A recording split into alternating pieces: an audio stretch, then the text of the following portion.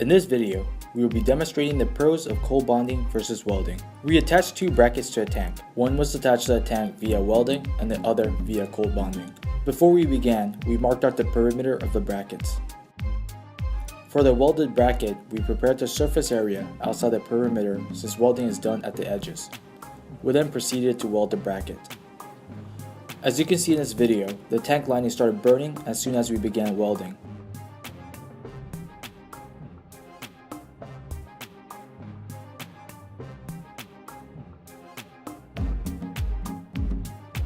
We had to stop welding for safety reasons.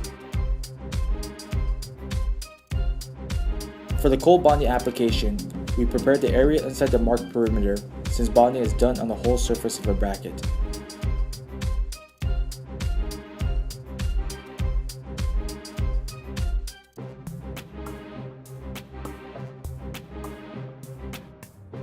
We then prepared the bracket.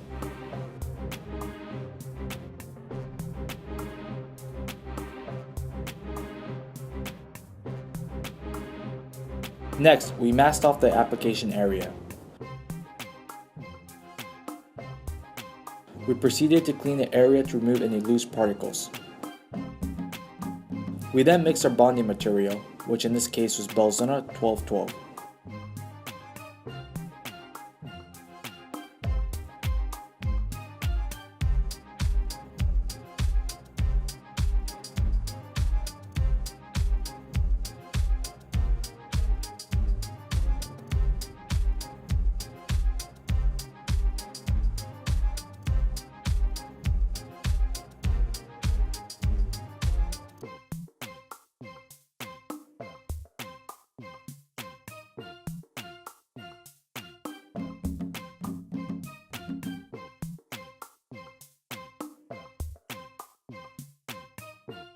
After mixing, we applied a thin layer to the application area with a stiff bristled brush, pressing hard to make sure product fills the profile.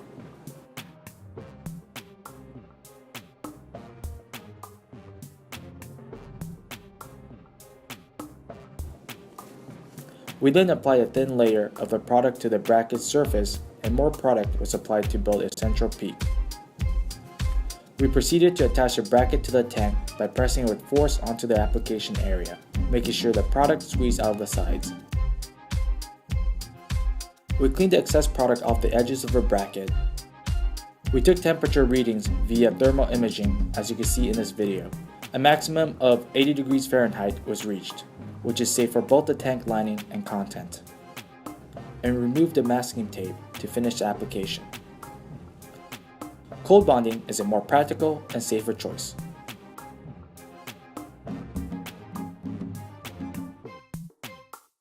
Here are a few samples of other cold bonding applications: live leak repair on a tank, mounting a ladder or cell phone antenna to the side of a tank, or even repairing the weld seams by injection. Check out these videos on our YouTube channel.